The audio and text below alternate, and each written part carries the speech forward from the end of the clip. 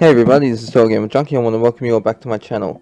So, in this video I'm going to be continuing my what if story, as in what would happen if Max and Chloe had met up earlier.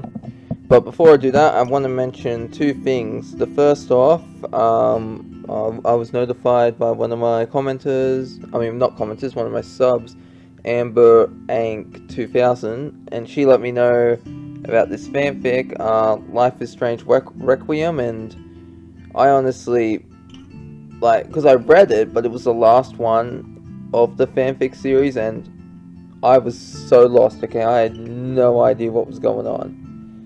I'm not saying it was bad, it was just because I hadn't read the other stories that were before it. I was so confused, but it's a really good read. I'll leave it in the description so you all can take a look at it yourself. And really, it's pretty good, but I assume it would be better if I knew what the hell happened in the previous stories. Now, the second one, this is quite interesting. I heard about this a few days ago. So, I received a comment from, how do I say this? Tidu Sand Dante, I think. I'm not sure. This person left a comment on my Life is Strange Dust issue 2 of 4 comic reading.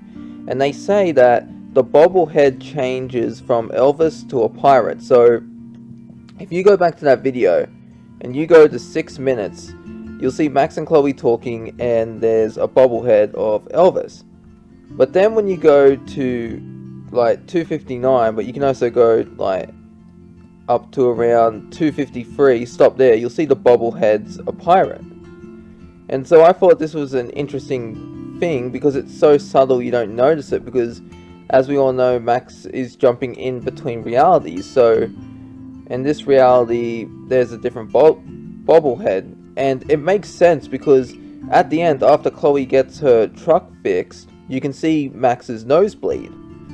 And it wasn't just random. It wasn't because they were heading to Arcadia Bay.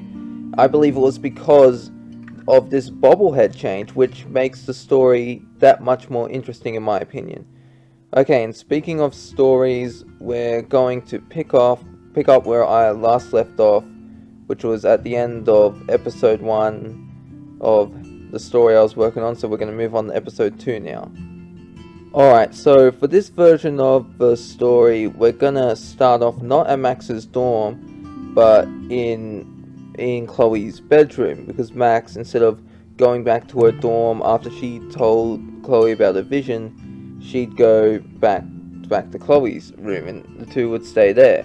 And Max would be insistent that her powers, that she did have rewind powers, and she'd be telling Chloe about her vision and how she's not crazy, but Chloe would of course be skeptical like she was in the original game, so Max of course would have to prove her powers. So I assume the two would go to the Two Whales diner, and Max there would demonstrate her powers. And so the story would play off similar, and Max and Chloe would go to the junkyard where Frank follows them, but in this scenario it would play out differently. So in this version, Kate wouldn't have called Max, because Max didn't intervene when David was bullying Kate. And it's not that she wasn't there, so it's not like how she took a photo in the first episode. Kate was like, "Thanks for standing up for me, Max," because she wasn't happy, because it was like sarcastic basically. Because Max was never there, Kate never got angry at Max. So in this version, Kate doesn't call Max because Max wasn't there. And so this is going to change the story as well. So when Max and Chloe are at the junkyard, one of the things that's changed in this one is, that area where it's got the writing Chloe was here, Rachel was here, and you can add Max was here. That place has been changed up a bit, and Max and Chloe have kind of made it into a little like home away from home, you know what I mean? They kind of, Max has taken photos and she's placed them around the walls. They've gotten some like good furniture, you know, they've searched the junkyard for some spare stuff, and they've like signs and chairs and all that, and they've cleaned them up, you know, just gotten rid of the smell and possibly whatever else is on the chairs and that, and they try and fix them up as best they could. So it'd be a pretty interesting looking place, and I assume that this place here would be where they would hang out the most. Like, out of all the junkyard places, or of all the places in the junkyard, that's where they'd hang out the most. So in this version, when Chloe shows Max that she has a gun, this plays off differently, because Chloe would, in this version of history, I'm sorry for stuttering, by the way. In this version of history, Chloe would have told Max about her gun earlier on. And in this scenario, it's not Chloe who's shooting the bottles with the gun, but it's Max. So Chloe would be teaching Max in what stance to use, like, well, not really a stance, but she'd be like, alright, just put your arms here, and just put your legs there, and shoot. But because Max can rewind, even if she misses, she'd be able to just rewind and fix up her shot and get the bottle. Like how it happened with Chloe in episode 2, where Max had to direct her. So eventually, after all of this, Frank Bowers would show up, and he'd be demanding his money from Chloe. How much was it? Like, I think it was $3,000, because I know in episode 3 you can steal $5,000 from the handicap fund. So I assume it would be $2,000 to $3,000. Now, in this version, like, you know how you get the option to shoot Frank Bowers? In this version, like, instead of shooting the gun at his chest, Max would shoot at his feet, and there would be a bullet in the gun, so it would shoot off.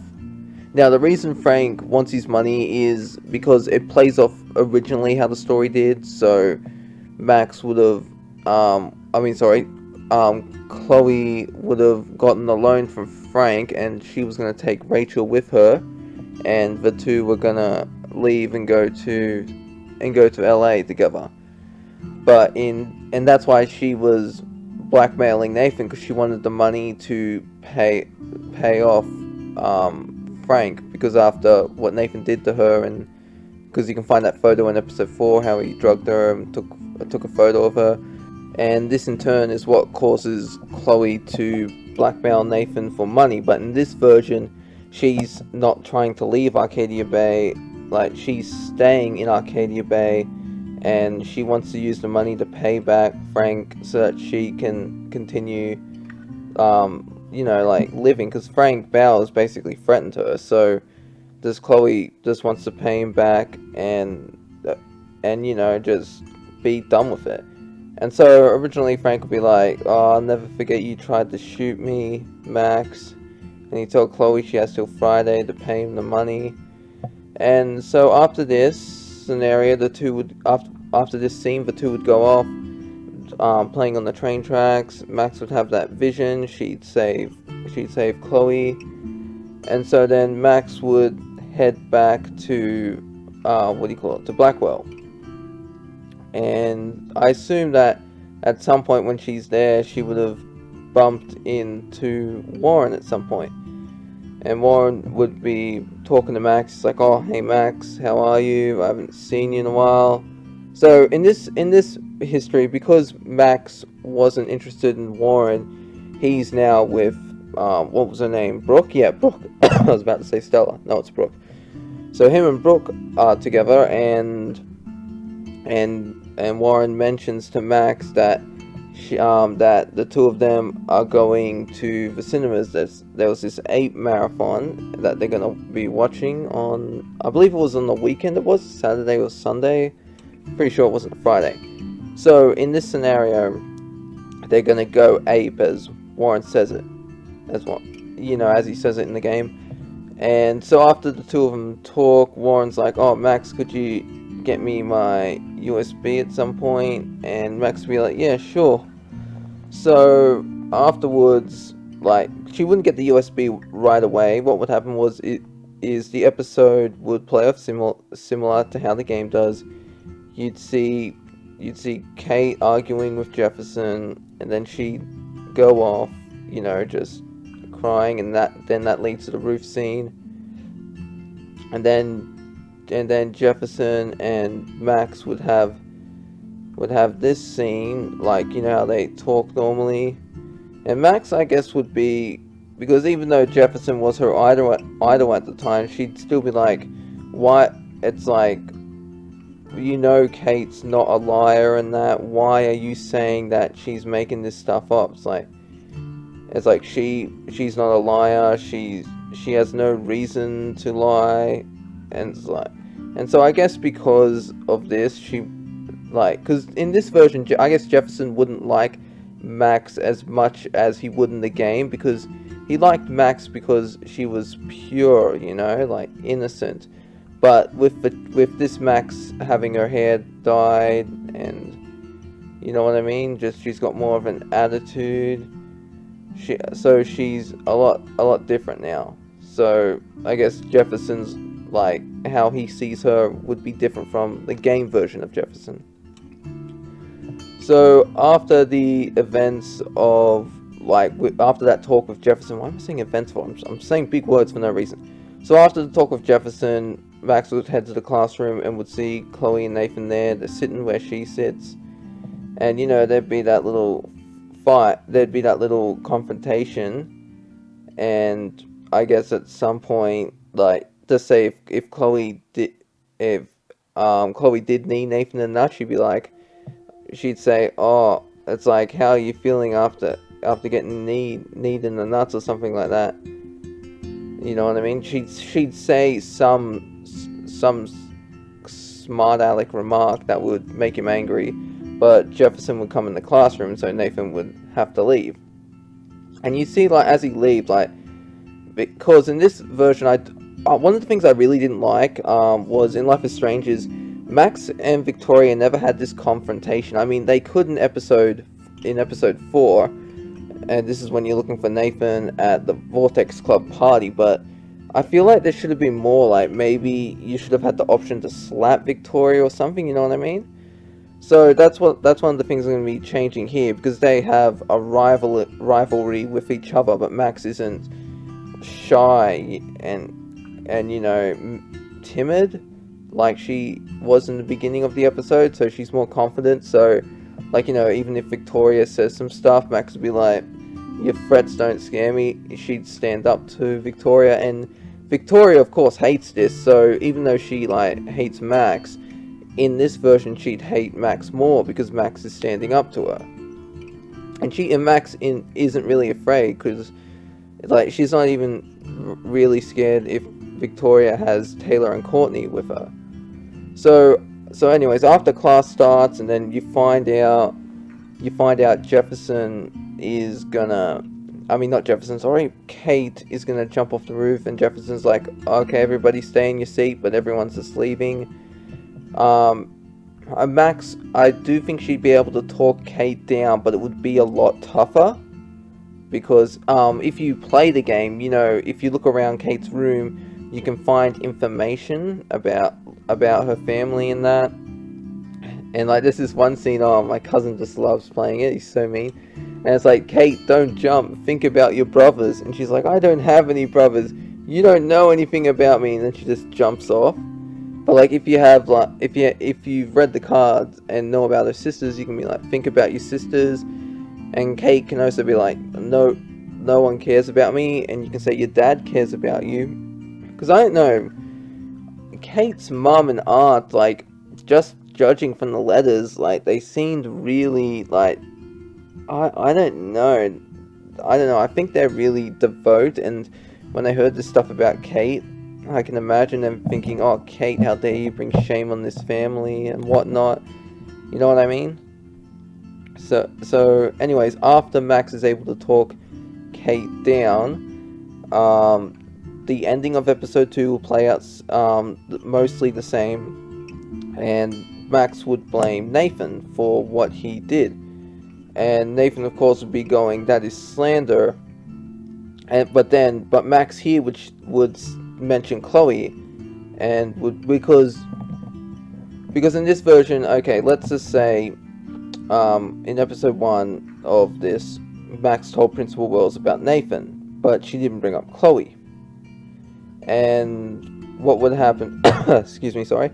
And what would happen here is that she'd bring it up again, and Nathan would be denying it. It's like, that is slander. And at this point, Max would bring up what about Chloe, and she'd tell David, because David's in the room. She'd look at him and go, Nathan had a gun pointing at Chloe. He was prepared to kill her, and this would pique David's interest. He'd be like, "What?"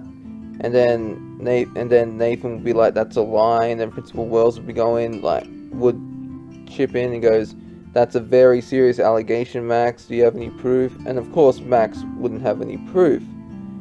But David, being the investigator he is, because he's searching clues on everyone, he would end up looking into this. And so then, after everything, episode 2 plays out the same, with Max sitting on the steps, and then Warren would come up and speak to her, but he'd be with Brooke this time.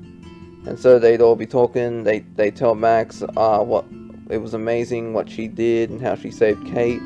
And then that ending would play out where the eclipse happens in episode 2, I believe it was, because it was snow first, then the eclipse, then the dead animals, then the 2 moons, and then the storm. So yeah, it would be the eclipse playing.